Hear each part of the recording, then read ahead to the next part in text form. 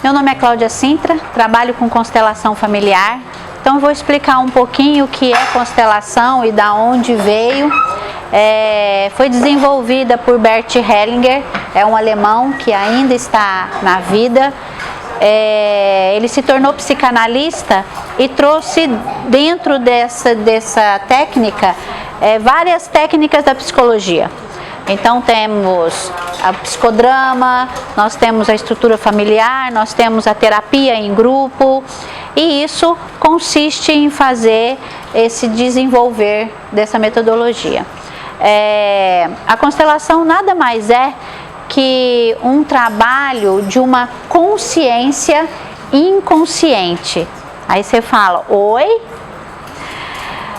90% das nossas ações são inconscientes. E a gente está dentro dessa inconsciência em busca de compensar um amor que não está visto. Então, por exemplo, os bisavós ou tataravós que tiveram muito sofrimento com o decorrer da sua vida, imigrantes que vieram, como nossos tataravós, nossos ancestrais, que passaram muitas dificuldades, que viram muita fome, muita escassez, no contexto de nossos pais serem pessoas mais simples, mais vindo do interior, e nós temos essa facilidade e nos proporcionou uma vida totalmente diferente. Então, a melhor forma que a gente tem de entender o que é essa inconsciência e esse campo de energia que a constelação trabalha, aquela amiga que a gente lembra, não sabe onde ela está, e a gente vira e fala assim, onde será que está Maria? Nossa, já tem tantos anos que eu não a vejo.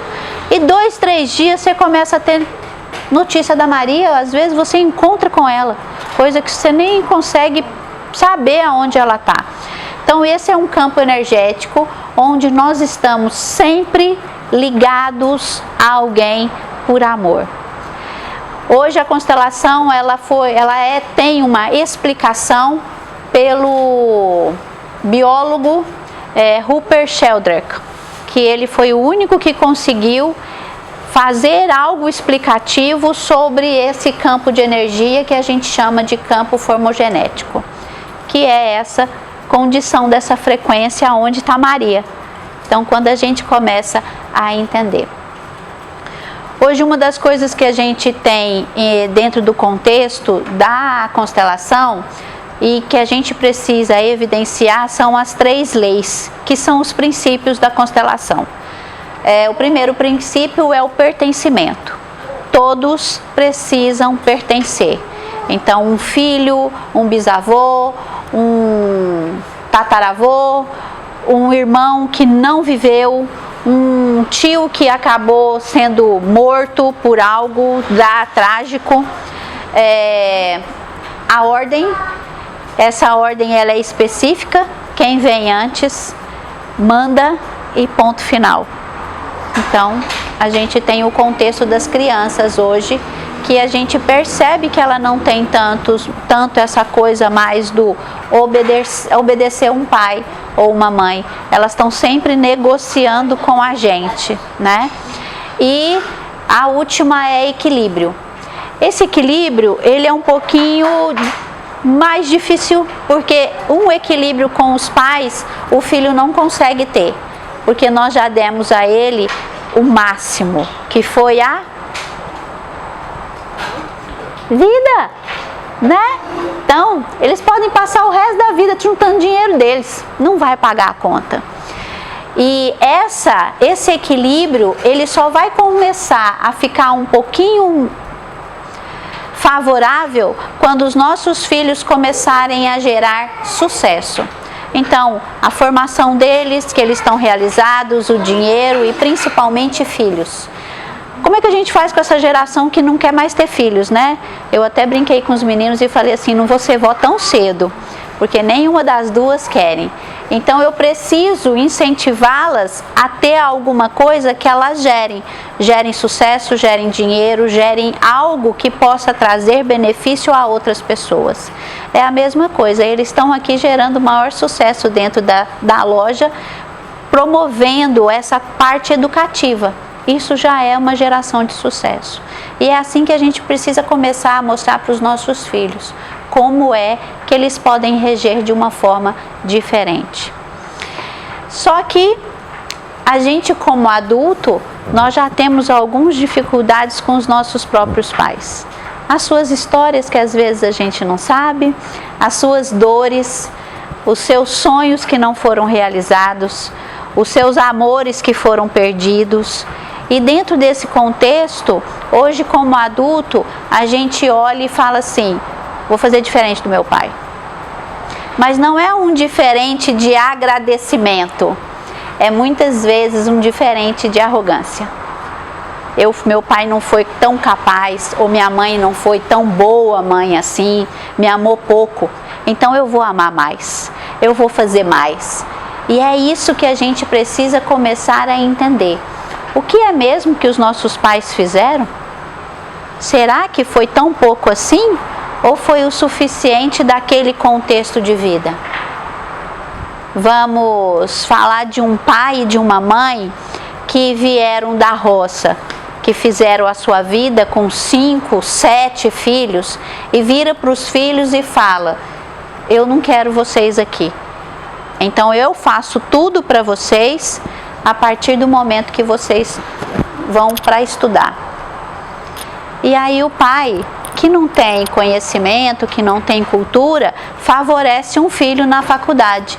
E esse filho acaba se tornando até um mestre, até um doutor, e acaba virando e falando que o pai foi ausente, ou que o pai não sabe falar com ele. Será mesmo? Quem teve mais oportunidade? Quem foi mais dado a liberdade de cultura, de viagens, de conhecimento e de uma liberdade maior? Esses contextos que a gente precisa começar a se perguntar é como eu quero hoje criar os filhos dentro de um contexto de um aprendizado do que eu vim, porque a gente vem só 2 mais 2 é igual a 4. Eu faço com os meus filhos muitas vezes coisas do meu pai e da minha mãe sem perceber. E aquilo que eu não gosto, eu falo: nossa senhora, minha mãe me ensinou desse jeito. E a gente precisa começar então a olhar com carinho, porque essas crianças precisam começar a entender que da onde eu vim também tem a parte delas, e é rico, porque com elas é que vai gerar muito mais recurso. As crianças, hoje elas têm uma habilidade, como eu falei, de negociação. Na nossa época a gente não tinha, né? Ou era. Nota, então. E na minha parte, nossa, que como os pais, a gente ganhava presente por compensação. Uma data especial, uma nota, algo muito legal, você ganha um presente. Hoje as crianças estão ganhando presentes de todas as formas, principalmente jogos eletrônicos, porque você põe um celular na mãozinha da criança e deixa a criança ali pertinho e acha que está fazendo tudo ali para a criança. E a gente precisa começar então a olhar para isso diferente. É começar a trazer essa vivência do pai e da mãe para as brincadeiras. Porque as crianças, elas querem ser amadas. E a forma de ser amada é você estando perto, é você aprendendo e ensinando com a criança, é você trazendo algo que ela possa dizer: nossa, isso aqui eu aprendi com eles.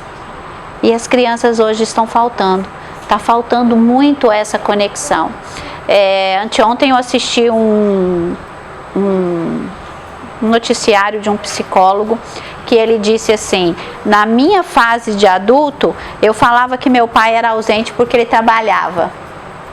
Hoje nós temos o pai ausente porque está conectado na internet o tempo todo e a criança não tem conversa. Então são essas coisas que a gente precisa começar a olhar. as brincadeiras de rua que as crianças hoje não têm mais. As brincadeiras de você poder dividir o brinquedo, fazer algo com ela, trazendo esse conhecimento e essa coisa da união, da parceria, as crianças perderam. Então nós hoje temos que trazer essa condição para a gente poder olhar. E dentro da constelação tem esse grande vínculo, que a partir do momento que você olha para os seus pais, para os seus avós, você consegue olhar para algo diferente para os filhos e fazer algo diferente para esses meninos. As brincadeiras, os brinquedos, os livros, todos eles têm o contexto de trazer essa qualidade de tempo, que é o que as crianças estão precisando. Dizer e contar para as crianças as histórias dos avós, dos bisavós. Eu fui fazer um trabalho numa escola, numa sala de 40 crianças, 30 não sabia quem eram os avós. Aí você fala, oi? Oi? Como assim? Né? E a gente começa então a ver como essa história para essa criança está perdida. E a gente não tem noção de como isso é especial. Porque, por exemplo, o dom da criança vem muitas vezes com a profissão dos nossos ancestrais. Os talentos vêm desses ancestrais. E a gente não tem noção disso. Hoje a gente olha e fala assim para a criança, você pode ser o que você quiser.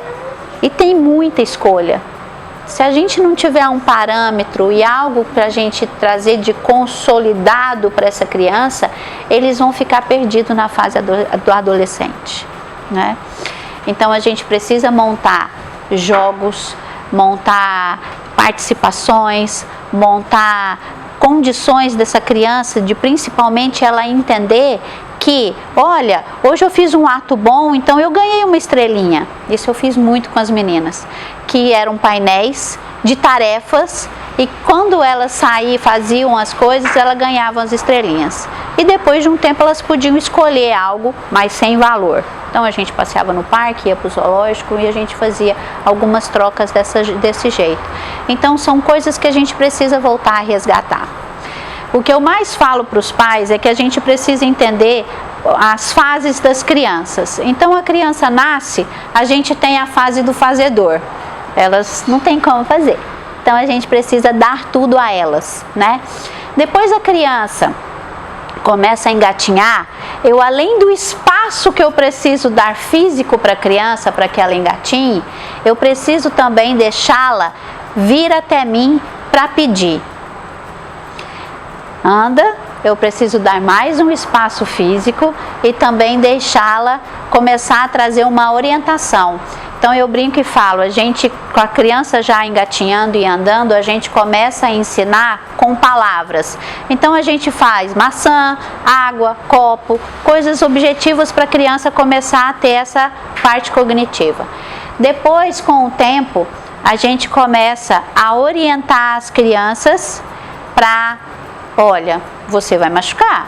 Aqui é uma escada, aqui é uma faca, vai fazer dodói. E assim a gente começa a trazer para a criança um contexto de perigo. E mais tarde a gente tem a orientação com a consequência. A mamãe falou que a escada vai machucar. E a criança cai. Eu avisei. Né? E muitos de nós hoje não estamos deixando as nossas crianças brincarem ou ter a consequência. E a pior fase, que é uma fase muito grande, que chama exemplo, a gente também esqueceu. Então, por exemplo, eu brinco com os meus clientes e falo assim, a gente explica para a criança que não pode mentir. É uma coisa que a mamãe não gosta. E aí a criança aprende a atender o telefone. É a vizinha. E ela vira e fala assim, é a vizinha. Fala que a mamãe não tá. Já deu pane, né? Oi? Como assim? Ou então virar para a criança e falar assim, olha, não pode mexer nas coisas da mamãe, tem que pedir. E a gente começa a mostrar que tem coisas que são minhas, coisas que são delas, né? E de repente ela começa a ver a mamãe mexendo nas coisas do papai, sem pedir. Aí ela fala, como assim? Por mais que eu, adulto, tenho toda uma condição de estar mexendo na carteira ou nas coisas do pai, a criança não vai entender. E isso também entra em parafuso, perde o valor do exemplo. E eu sinto muito, mas é a parte maior da criança, é o exemplo. Pode prestar atenção nas crianças, elas fazem mais coisa do exemplo do que com o que a gente fala. Então essa semana eu fui fazer minha unha e tinha uma criança de 10 meses lá e a moça que faz minha unha perguntou, você se incomoda se eu fizer a unha com a minha filha aqui? Eu falei, não, imagina, deixa a criança aí. Ela pegou uma lixa de unha e veio lixar minha unha, porque a mãe estava fazendo minha unha. A mãe não explicou, a mãe não falou para ela para que servia. Então a gente precisa começar a olhar quais são as nossas falas, quais são os nossos exemplos, quais são as nossas características que eu preciso mudar, né? E infelizmente a gente vem de pais que, por exemplo, a gente nunca aprendeu a separar papai e mamãe de homem e mulher. Então muitas vezes nós vimos o papai e a mamãe brigando, mas era um aspecto de homem e mulher. Então quando a mamãe vira e fala assim pra gente, papai é muito bravo, a criança entende de que jeito? Se é bravo com a mamãe, comigo então vou ficar longe. Pra que eu vou chegar perto desse papai, né? E ou então a criança ouve do pai, sua mãe é muito chata, rabugenta pra caramba. O que a criança entende? Nossa, a minha mãe perturba meu pai, né?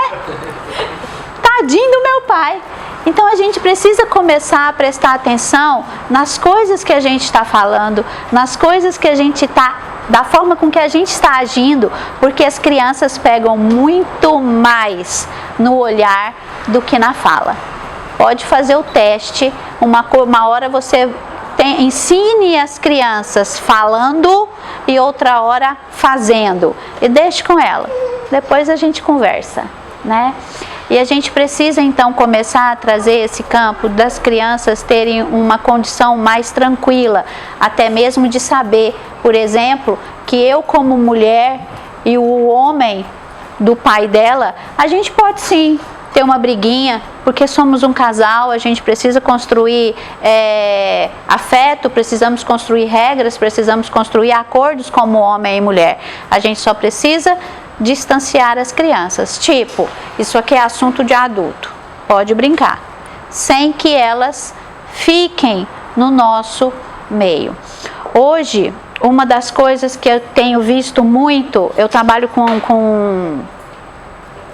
na verdade vou fazer um link aqui, até no meio desse ano, até junho, eu trabalhava com crianças também, em terapia individual.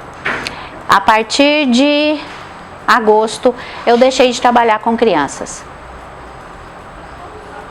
Eu não sou ruim, tá? É porque a criança precisa de 2 para estar dentro da sessão de terapia. Quem são? Pai e mãe. E eu estava percebendo que os pais não estavam querendo ir. Então a criança tinha um entendimento de família, tinha essa condição dessa explicação da diferença de pais e de homens e mulheres, mas a criança não tinha o resultado, porque lá dentro da casa a gente não estava falando a mesma linguagem. Então eu infelizmente precisei abrir mão das crianças. Serão bem-vindas junto com a mamãe. E principalmente com a mamãe. Eu vou contar uma historinha para que vocês percebam como é que as crianças estão nesse contexto. Quando a gente tem os nossos filhos, a menininha, nasce uma menininha, ela vai ficar grudadinha com o papai. É porque com o pai é que ela vai ter todo o aprendizado e o exemplo de um sexo oposto, de características diferentes, de tudo. Fala, corpo, órgão sexual, tom de voz, ações. E só para piorar um pouquinho, é com esse papai aqui que ela começa a criar uma ideologia de um grande homem. E o menininho, da mesma forma com a mamãe, é o mesmo aspecto. Porque quando ele crescer, é com a mamãe que ele vai ter esse aspecto da mulher perfeita. Só que tem umas coisinhas bem interessantes. A mamãe vira para a menina e fala assim: você precisa ter sua profissão, você precisa ganhar seu dinheiro, não pode ser dependente de homem, você tem que fazer sua vida. Então são frases para a menina que está sempre levando a menina a uma ação, a um movimento, até mesmo essa coisa da fluidez, do sucesso, do ganhar dinheiro e de tudo mais. O menininho, a mãe vira e fala assim: homenzinho da casa, sem você a mamãe não sabe fazer nada. O pai está até em casa, o marido também. Eu brinco e falo assim, é aquele que virou o abajur da sala, né? Que acabou perdendo a voz ativa dentro da casa. Com essa coisinha da mamãe falar que é um grande parceiro, que é o homenzinho da casa, esse menino vai ter movimento de fazer as coisas? Não. E para completar ainda, a mamãe ainda arruma a cama, arruma as roupinhas, faz comida. E aí ele vai crescer querendo qual tipo de mulher? Faz tudo. Vai dar conflito no casamento ou não vai? Né?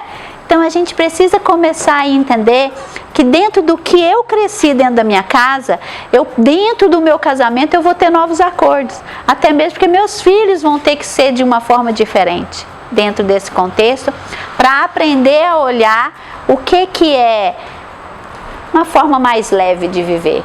Constelação, a gente não fala muito de certo e errado, a gente fala de uma forma leve para viver, né? Que é esse contexto. Sem a gente aprender a fazer isso, essas crianças não estão leves.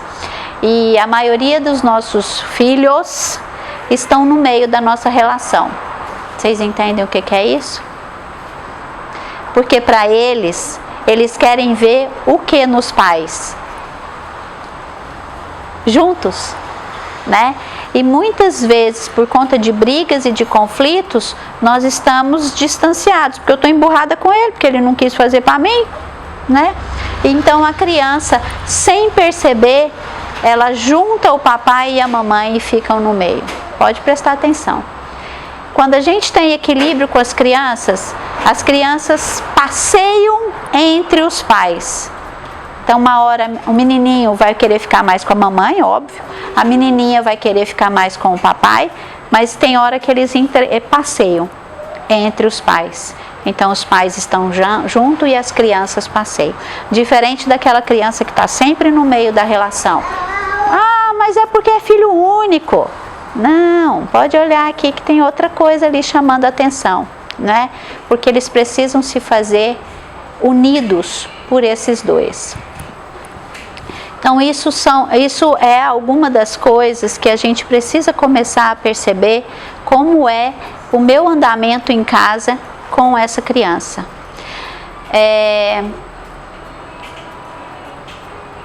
Vou fazer algumas perguntas aqui para ver se vocês fazem. O que você falou que você ia fazer diferente da mamãe que você está fazendo com ela diferente? Sendo brava igual. Igual? Só não grito, mas... Né? A mamãe gritava. Demais. Quantos filhos a mamãe tinha? 2? Ainda, mesmo assim, ainda gritava. Era a forma... Mas, claro, é uma comunicação. Aí eu te pergunto, você já parou para olhar como é que a vovó criou ela? Do mesmo jeito. Como é que a gente vai aprender a fazer diferente, né? Hoje a gente pode olhar e falar assim, hoje eu posso conversar com eles de uma forma mais branda. Mas de vez em quando a gente grita, porque a gente tem que parecer com ela, tá? Aí quando você gritar, você não fica com raiva dela não, fala assim, olha, minha mãe me ensinou a gritar. Né? E tá tudo certo. Você como homem, o que trouxe para as crianças? Bom, eu não tenho filho ainda. Não? E o que tem então na sua cabeça? O que seria? Uma coisa que você quer fazer diferente do papai e da mamãe? A presença. A presença? Então vamos lá. Papai foi ausente? Sim. Fazendo o quê? Acho que o apoio assim, da figura de homem, assim, de pai. Ok. Trabalhava muito fora? Não, da separação. Da separação? Ok. Tá, separou então muito cedo? Sim. Você era criança ou adolescente? Adolescente. Ok. Então eu vou contar uma coisinha pra você. Normalmente quem fica com as crianças na separação é a mãe. E isso traz pra mãe um poder, né? E o que mais acontece é que a mamãe acostumou a gente a toda hora estar ali no auxílio. Então a gente quase, às vezes a gente nem fala pra mamãe que a gente tá com dor de barriga, a mamãe já sabe que a gente não tá bem. Automaticamente, o que a gente pensa? Se a mamãe tá muito acolhedora, o que a gente quer do papai? Mais próximo. Do mesmo jeito. Só que o papai tem uma função diferente. A mamãe super protege. O papai, ele desafia a criança. Então, o papai só veio para te ensinar a pedir. E a gente não aprende. Primeiro porque a mamãe não fala isso pra gente. Depois eles não dão conta de falar isso pra gente. E depois tem coisas, né? Separação, afastamento e tudo mais. Então eu gosto muito de conversar. Eu tive uma criança que veio, veio um casal por conta de separação. E ela vira, uma das reclamações dela, ela falava assim: eu tenho um filho. Nossa, eu tenho um filho. Aí eu falo assim: não é nosso não? Ah, tá. Eu tenho um filho de 5 anos de idade. Quando eu deixo o menino ir andar de bicicleta com o pai, ele volta sujo, machucado. Nossa, é um estrago. Eu virei e falei assim: e com você?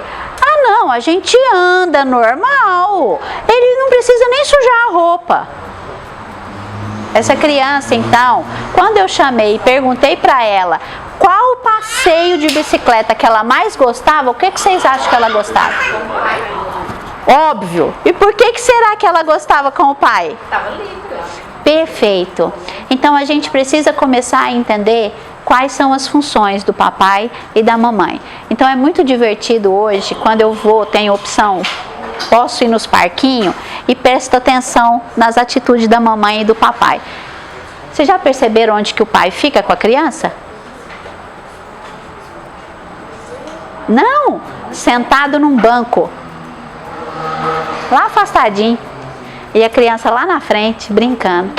Vocês já perceberam isso? E a mamãe? Filho, vai cair. Filhinho, volta.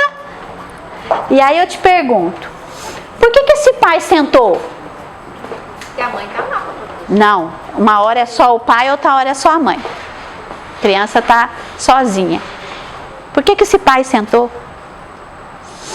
Se sou eu fazendo isso, eu vou ficar sentado para ver o que ele vai fazer. Deixa ele ele livre. mover. Perfeito. Só que antes, você já não deve ter dado uma orientação para ele? Sim, ó, não vai ali. Perfeito, perfeito, perfeito, perfeito, perfeito. Então esse pai que está sentado, ele já declarou para essa criança onde era o limite de espaço dessa criança. E ele falou assim: pode ir, tô te olhando. E muitas vezes você olha, o pai está lendo, o pai está vendo o celular. Aí você fala: não, esse pai não está vendo nada. Essa criança cai, o pai levanta do banco? Não. O que o pai faz? Levanta e... Tá longe, gente, nem tem tempo, não vai. E essa criança levanta, chora, engole choro, porque o pai tá ali, já viu que caiu, mas já pediu para levantar. E a mãe? A mãe vai chorando junto. Perfeito. Quem está ensinando, graças a Deus, tem um contrário. Graças a Deus, ninguém é perfeito. Quem está ensinando a desafiar essa criança? Uhum.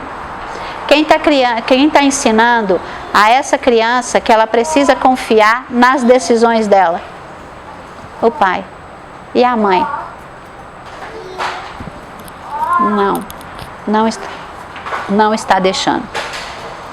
Então a gente precisa começar a entender que aquela coisa mais absurda que aquele pai está fazendo, ele está fazendo algo para que essa criança se apresente de uma forma diferente.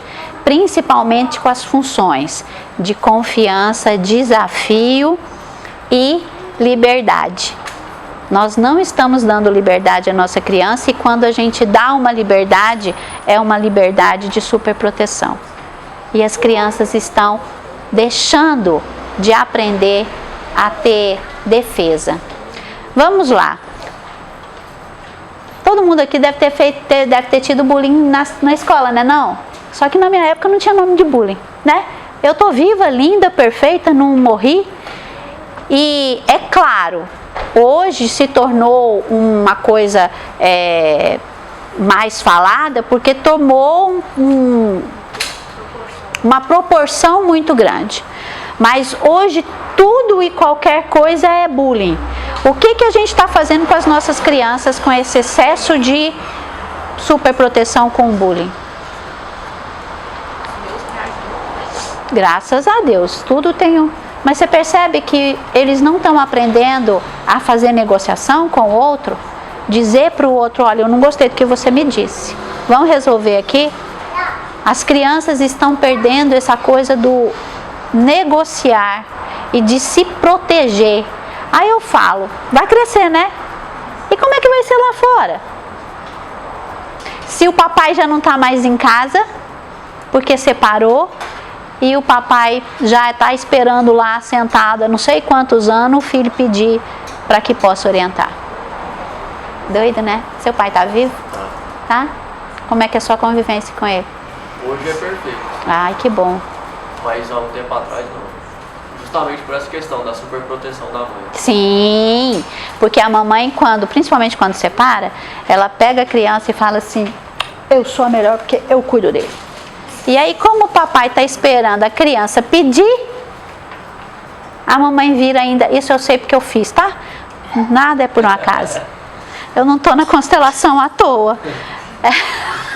Nada é à toa. Então, por exemplo, quando eu separei do pai das meninas, a minha caçula tinha 10 anos. E até para psicóloga ela foi, né? Porque o pai prometia algo e não cumpria. Mas por que será que ele não cumpria? Porque ele era ruim? Não, porque ele queria que a filha pedisse, né? E ela não pedia. Então ela ficava esperando os horários que muitas vezes ele não cumpria. Hoje a gente entende, hoje a gente olha para isso de uma forma diferente. E eu falo para elas assim, seu pai te ensinou a coisa melhor da vida. Ela fala assim, o que é, mãe? Eu falei, não sei, quando você tinha que esperar ele, o que você teve que aprender? A esperar a vontade do homem. Ela fala assim, mas isso é muito ruim. E hoje ela é casada, então não quer filhos, mas está há 2 anos já numa relação. E ela fala assim, nossa mãe, na hora que eu vou brigar com o Renato, eu já sei que você vai falar para mim que era do meu pai. Falei, ufa, aprendeu. Porque a gente vem com essa característica. Porque se ela teve dificuldade com o pai, o que vocês acham que ela vai querer com o marido? Resolver? Tudo. Ele não pode falar nada, não pode errar. Ele tem que estar sempre à disposição, né? Então foi bem fácil, quando ela começou com as encrencas de casal, as frustrações, eu virar para ela e falar assim, isso daí era do papai com a criança, a senhora não é mais criança. Então a gente precisa começar a ver isso e olhar dessa forma. Nós somos o que eles nos deram. Hoje a gente tem condições de olhar e fazer diferente, mas por amor.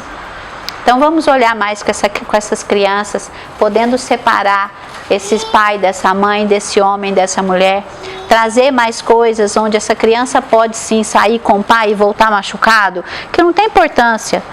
Machucado sara, a bicicleta lava, a roupa lava, né?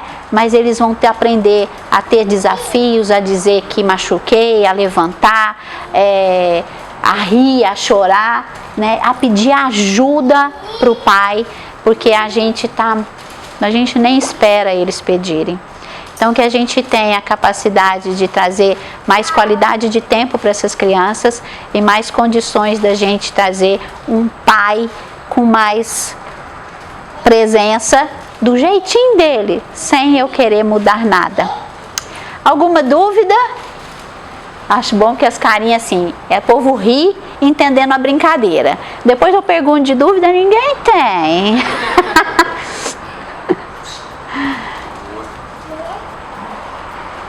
Mas é interessante, acho que faz a gente refletir muita coisa. Sim, sim. Eu perguntei se seu pai estava vivo, porque é claro, né? Eu fui para a constelação por conta da minha caçula. Eu perdi um bebê entre a mais velha e a caçula. E nessa época eu não tinha essa noção do que é um bebê que não está aqui na vida. Então, dentro da constelação, os bebês que são fecundados a partir de uma concepção já é um bebê, já é uma vida e ele precisa ser colocado no lugar. Então, a minha caçula, ela nunca teve coisas de suicídio, nada, mas ela tinha frases e textos de desistência da vida. Então, só para você ver, a gente falava assim, amanhã a gente vamos no clube? Ela falava assim, nossa mãe, não sei nem se amanhã eu tô acordada. Aí você fala, oi, né?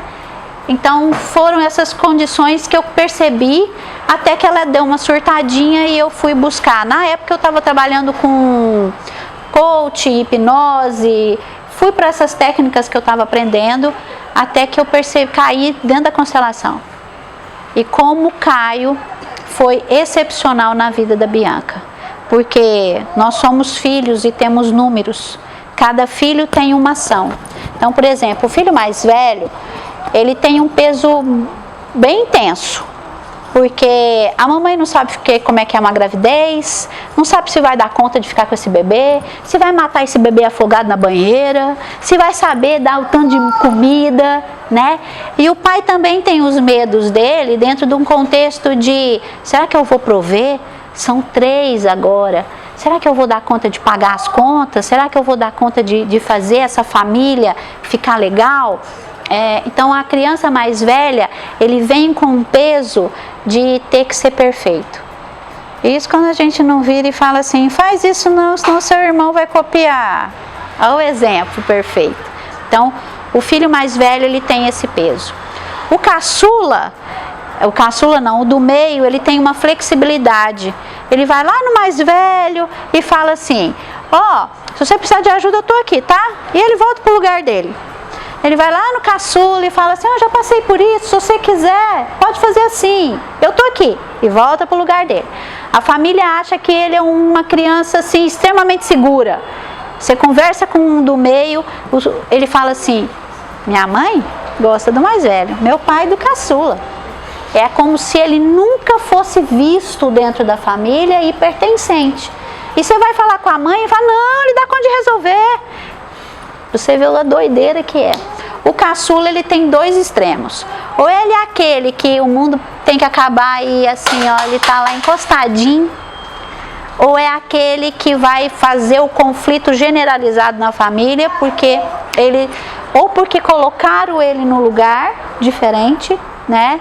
Ou porque ele acha que o mais velho não tem competência. Aí só dá encrenca. Porque ele quer mandar em todo mundo, e ele ainda vira para a mamãe e para o papai e fala assim, você não educou seu filho. É assim que a gente brinca. Então, quando a gente começa a entender o que são os nossos lugares, também fica mais fácil. Então, o que aconteceu com a Bianca? Ela é a 3ª filha, mas eu sempre disse que ela era a 2ª. Então, ela estava em 2 lugares, energeticamente. Então, ela fazia por ela e pelo irmão.